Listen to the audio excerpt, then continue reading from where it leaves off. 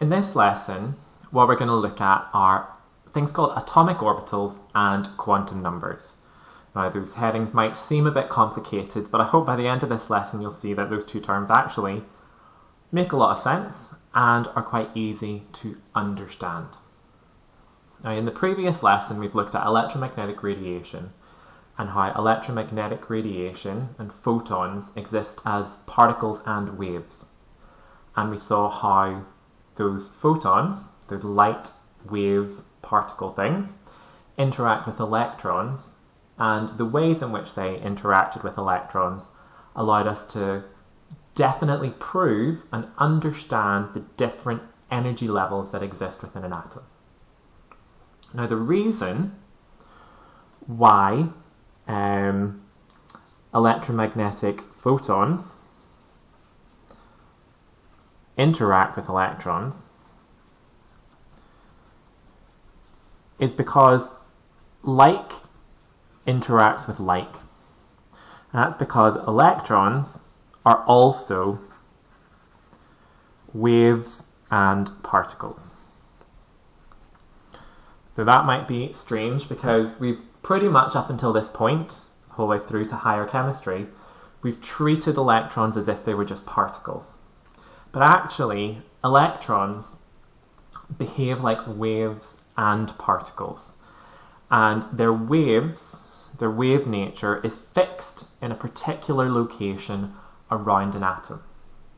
Now, the traditional model, what we've looked at so far, is the nucleus, and then we have all these energy levels around the nucleus.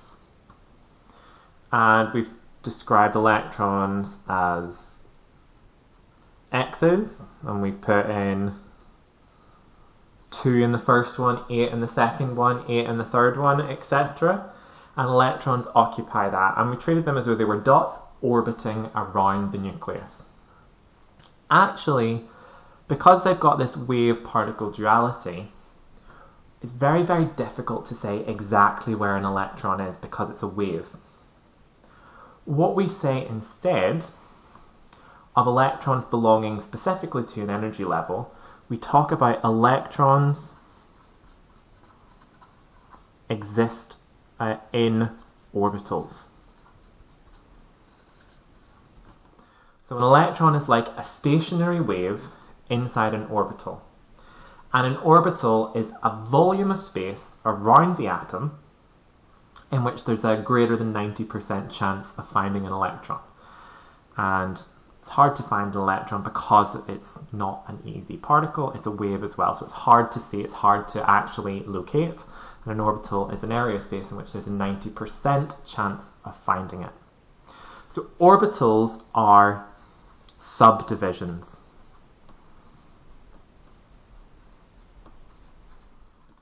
of energy levels. So each energy level can be divided into orbitals. The bigger the energy level, the more orbitals that can fit inside it. And in fact, there is evidence for orbitals in spectroscopy.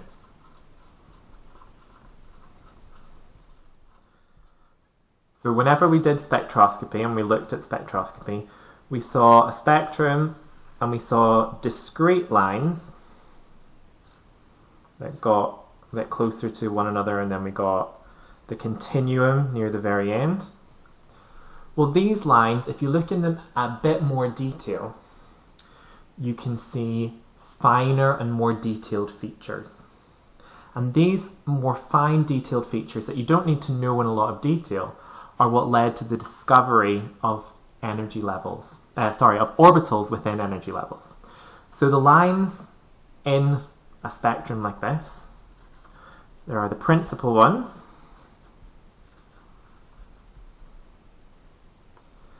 the sharp ones, which are the ones you see. Then we have principal, then we have diffuse,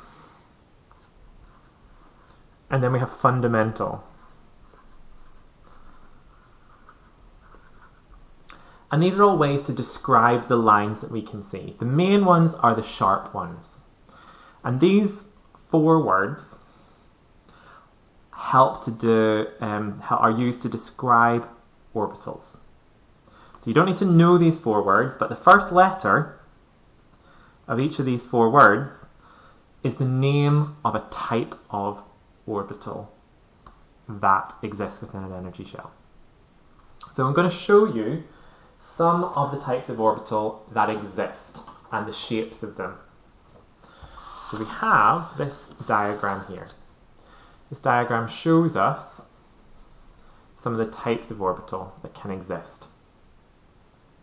Now this top one is just a sphere, and it's called an s orbital. An s orbital, and it is a sphere. Now the S does not stand for sphere. The S stood for sharp. And s orbitals are the most simple ones, and those are the ones that look most like the energy levels that you would have thought of electrons existing in previously. And every single energy level has one s orbital in it. Every single one. And each orbital, it can hold 2 electrons.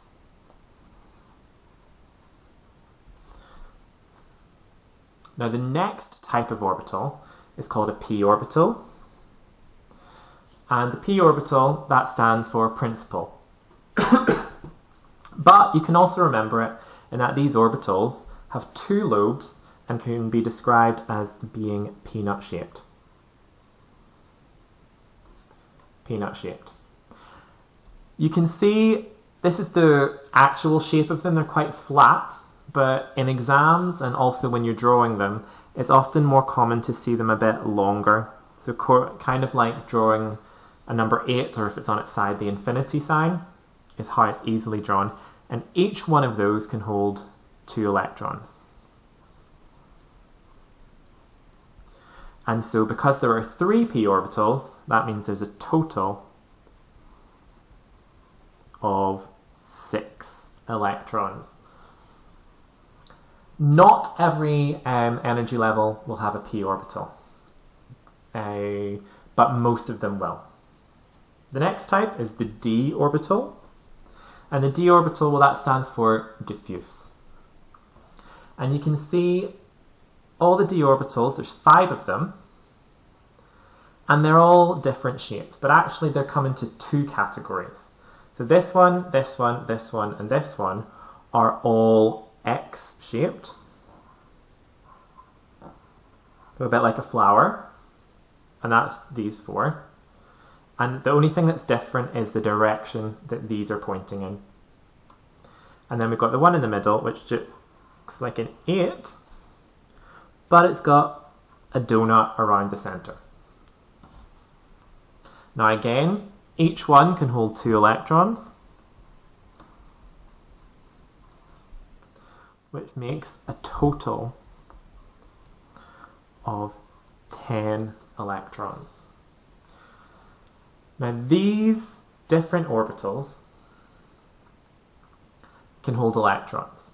And so if you are an atom, your outermost electrons, called the valence electrons, can either be in an s orbital, a p orbital, a d orbital, or if it's even bigger, there is a 4th type of orbital, an f orbital, that you don't need to worry about. And depending on where your outermost electron's in, you belong to part of the periodic table. You belong to a block of the periodic table. And I'm going to show you that breakdown here. So here is a different way of looking at the periodic table, where it's split into blocks. The S block, the P block, the D block, and the F block. And depending on what block you're in, that's where your outermost electrons are. Because as we found out, orbitals can only hold 2 electrons each. And if you're a P block, it means those 2 electrons are going to be in one of those 2 electrons is going to be in a P block. Rather than talking about the energy shells, we can talk about the orbitals. So groups 1 and 2, the only exception is helium. Groups 1 and 2 are the S block. Then we'll leave out the transition metals and we'll go to this second block, the P block. Now that p block, if you look at a normal periodic table and count along, it's 1, 2, 3, 4, 5, 6 elements along. That's because there's always 3 p orbitals. Each p orbital can hold 2 electrons. So the only way to fill all of the p orbitals is if you've got 6 elements, each one gaining 1 extra electron into a p orbital. Then the next block is the d block, which we call the transition metals. Now if we count along, there's 1, 2, 3, 4, 5, 6, 7, 8, 9, 10 elements in each row of the d block. And that's because there are 5 d orbitals. Each d orbital can hold 2 electrons. And so we need 1, 2, 3, 4, 5, 6, 7, 8, 9, 10 in order to complete all of the d orbitals and move on. And then if we look at the f block orbitals, you'll find that they are 14 across, because there are 7 f orbitals. So just recapping that, electrons exist in orbitals, and orbitals are subdivisions of each energy level.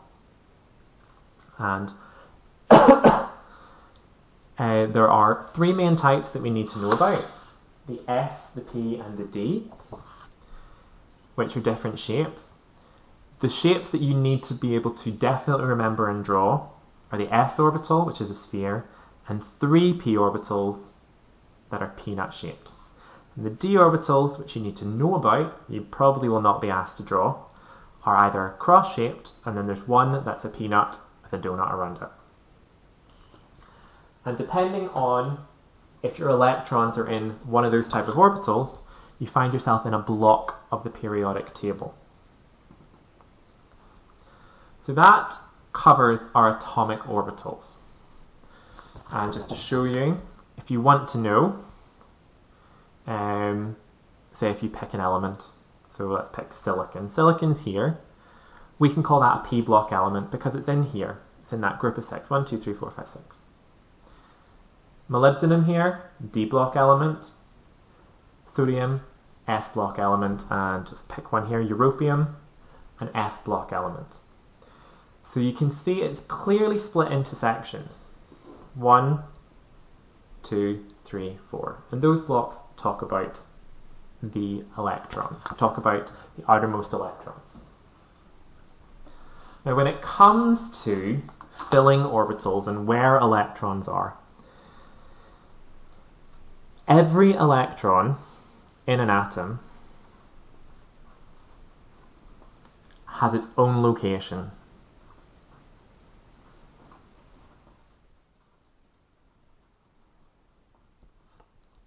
So every single electron in an atom has its own location. And we need a way of identifying electrons inside atoms. We need to give them identifiers. We need to classify them. And we do that using things called quantum numbers.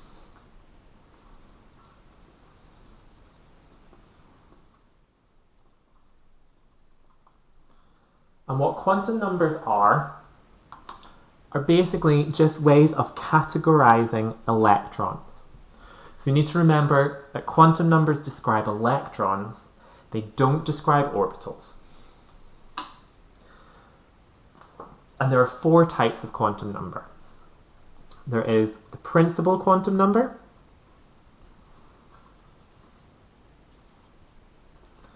and that's got the symbol N. We then have the angular momentum,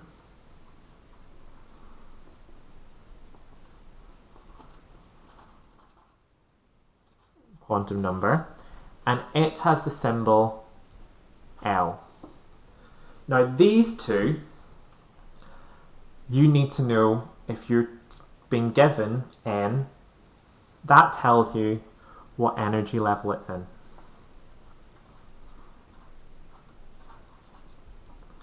So if you have N equals 1, your energy level, that means you're in the first energy level. If n equals 2, that electron's in the second energy level. If n equals 3, you're in the third energy level. Now L, that tells you the type of orbital.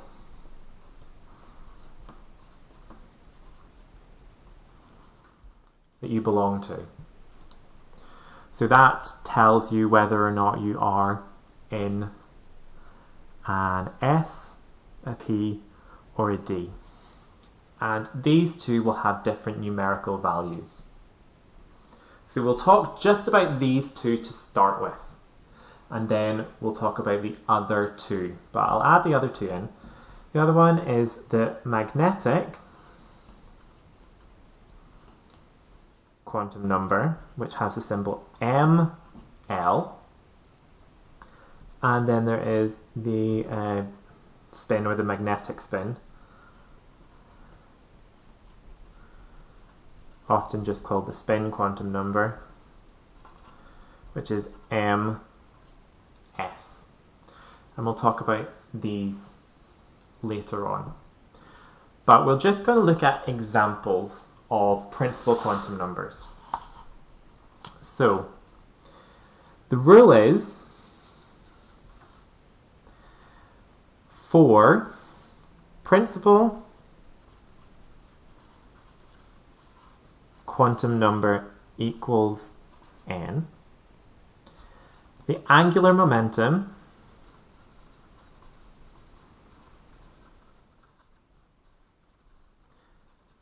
which is L, L, can be any number, whole number, or integer, from 0 to n.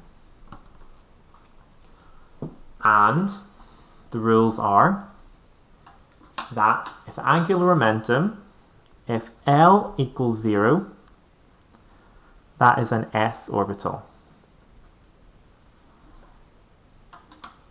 If L equals 1, that is a p orbital. And if L equals 2, that is a d orbital. So we start with energy level 1. So the first energy level, n equals 1. Sorry, the rule is to n minus 1, not to n. So if the first energy level, n equals 1, well, L, the values that can exist, the only value that goes from 0 to n minus 1 is 0, which means there is only an s orbital.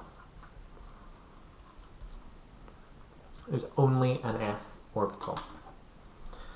If we look at the second energy level, well, n equals 2. And that means L can equal 0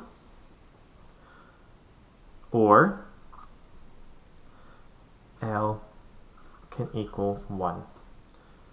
Now, if the electron has a quantum number, principal quantum number of 2, and then an angular momentum of 0, that means that's an s.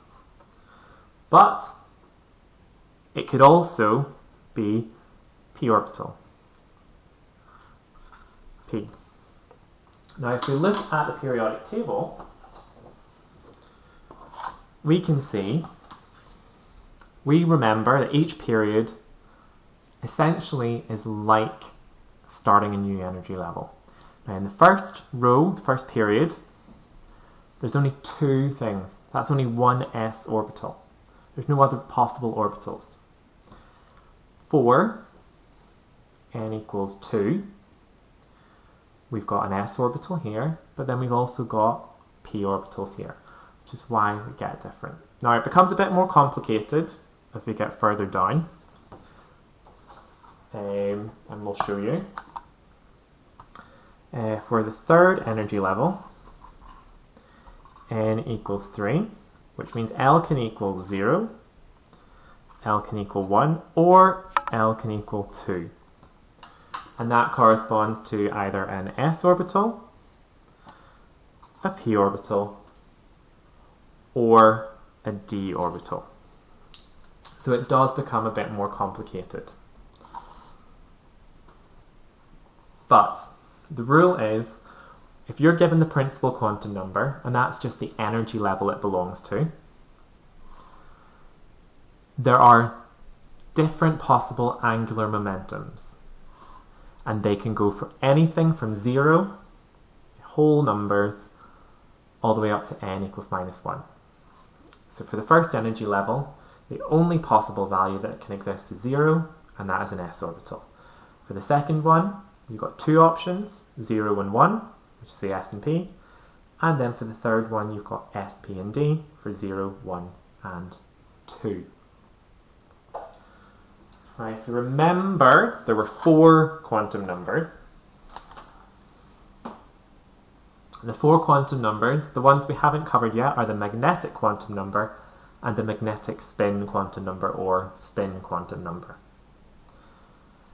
Now, the magnetic quantum number helps us divide the orbital up. Now, if you remember, when it came to orbitals, there was only one type of s, there were 3 types of p, and there were 5 types of d. Now, whenever you're in an s orbital, there's only one option, you have to be in it. But if you're an electron that's in a p orbital, you need to be able to define which of the p orbitals they're in, because the p orbitals all have different orientations. So on our diagram, we had one orbital pointing this direction, one orbital pointing upwards, and then one orbital pointing through the page. And if you're an electron, you can belong to any of those. So you need a number that helps you determine which one you're in. It helps us as a chemist to say that electron's in that type of orbital. And that gets determined by the magnetic quantum number.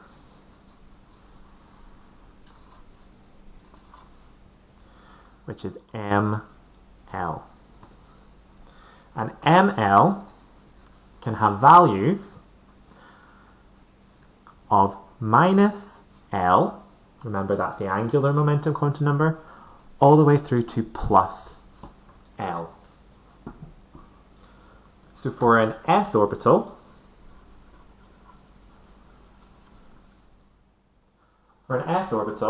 you'll remember that L equals 1.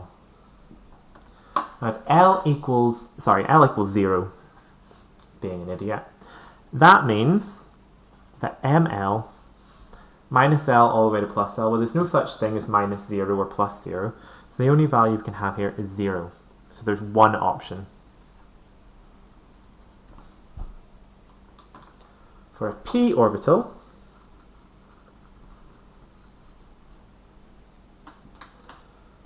L equals 1. And that means that ml equals -1, 0, or +1. And that gives you 3 options and allows you to tell which type of p orbital it's in, which direction it's pointing in. And for the d orbital,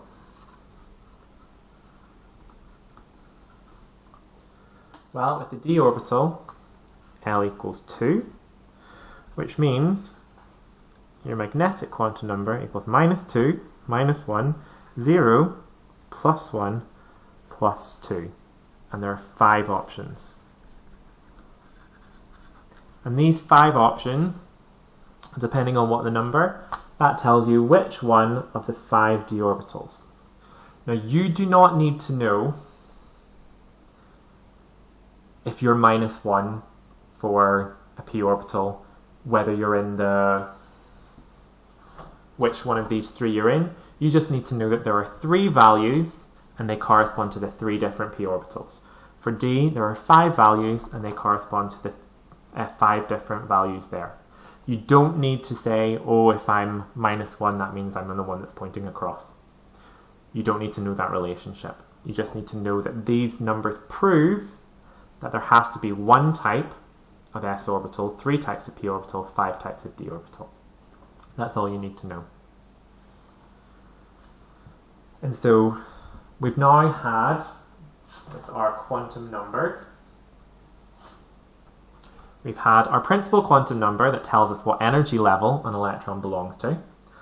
We have had an angular momentum quantum number, L, that tells us what type of orbital. Is it an S, a P, or a D? We've then had the magnetic quantum number, ML, which tells us if it's in a p orbital or a d orbital, which orientation of those types of orbital it's in. And now we've got to deal with ms, the spin quantum number. The spin quantum number, it's the easiest one to think about, but it's actually difficult to imagine. Spin quantum number. Well, what do we know about electrons? Electrons have a negative charge. So electrons repel each other. So how do we get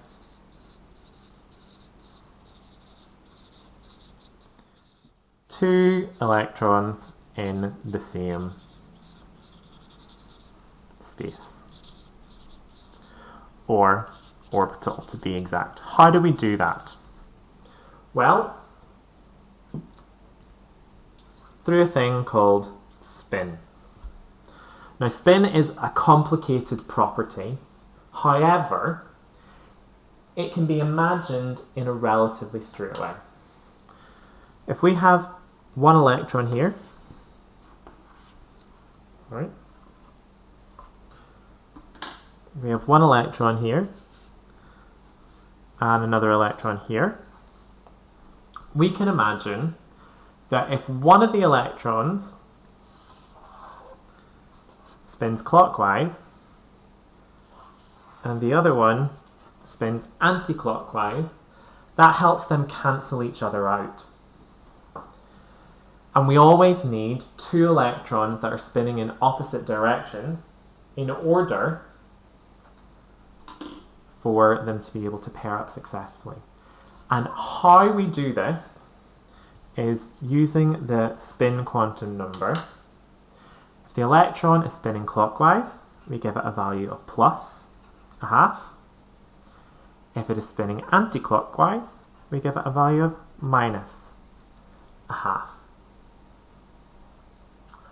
And so, ms, doesn't matter what orbital it's in, your electron can only ever have a value of +0.5, -0.5. So we'll give an example of how to use the quantum numbers. So, let's see if this black pen's working again. Nope. Well, what we're going to have an electron. And we're going to say it is in the 3rd energy level.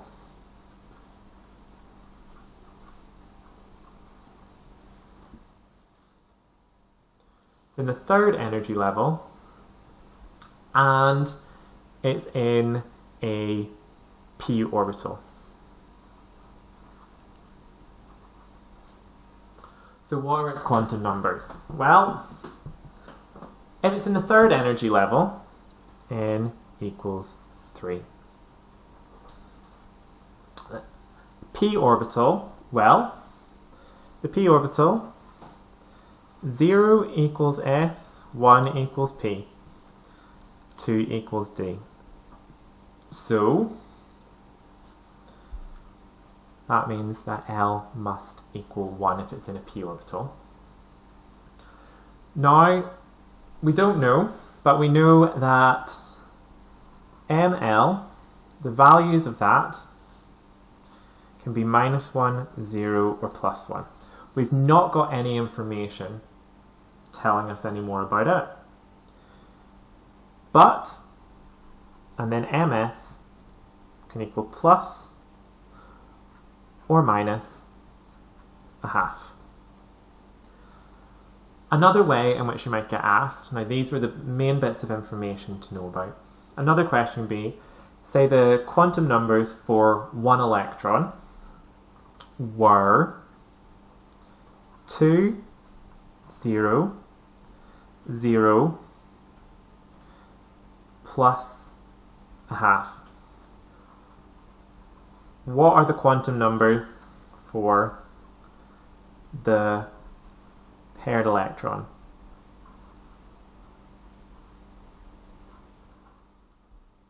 Well, if it's paired, it has the exact same ones of these, 2, 0, 0, but in order for it to be paired up, it needs an opposite spin. So it needs that. Now, what do these numbers mean? Well, 2 tells you it's in energy level 2, 0 tells you it's in an s orbital. If it's in an s orbital, the magnetic quantum number can only be 0 because there's only one option. And then this just tells us about the spin. Clockwise, anti-clockwise. Now that has been quite a lot of information altogether. So what we initially looked at was the fact that electrons can interact with electromagnetic radiation because they have this wave-particle duality, and that in spectroscopy, depending on how the lines looked, this allowed us to see that energy levels were divided into subdivisions called orbitals. We looked at some of the types of orbitals, and we saw that they have different shapes.